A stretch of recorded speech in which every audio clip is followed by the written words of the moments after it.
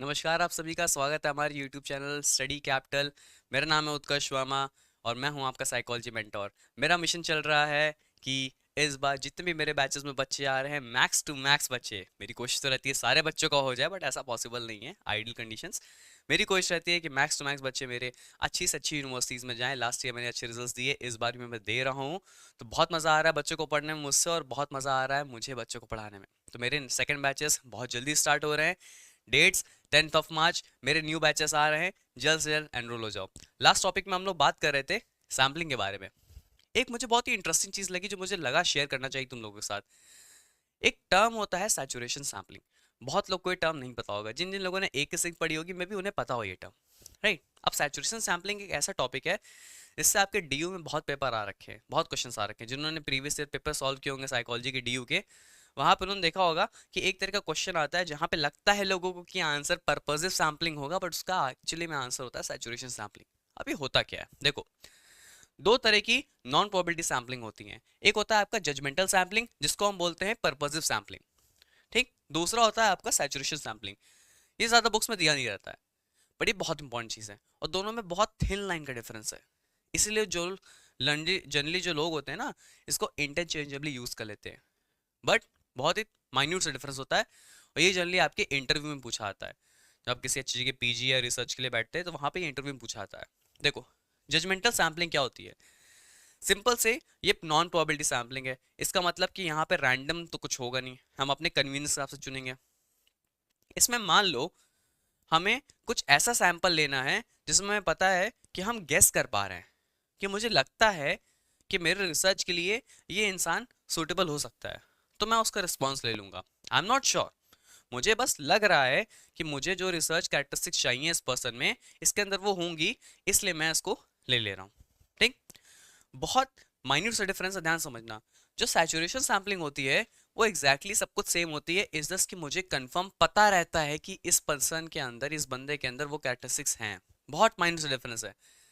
Judgemental sampling, आप judgemental होते हो, जजमेंट करते हो, जज करते हो कि मे बी हो सकता है, नहीं भी हो सकता है, मुझे लग रहा है बस कि इस इंसान के अंदर मेरे रिसर्च में पार्टिसिपेट करने की कैरेक्टरिस्टिक्स होंगी, हैं या नहीं आई डोंट नो, होंगी, हो सकता है, तो मैं इसको ले लेता हूँ।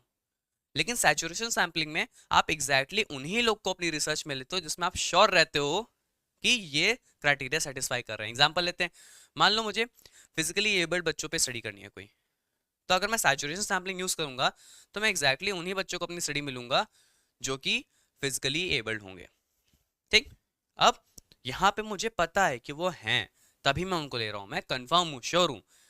लेकिन मान लो मुझे स्टडी करना है कि मेंटली रिटार्ड पेशेंट्स या उन बच्चों का जिनका आईक्यू 50 से कम होता है, मुझे उन पे टेस्ट करना है।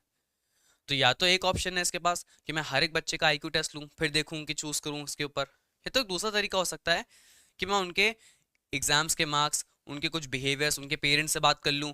इसके बेसिस पे मैं आइडिया लगा सकता हूँ कि हाँ, इसका आईक्यू 50 से कम हो सकता है।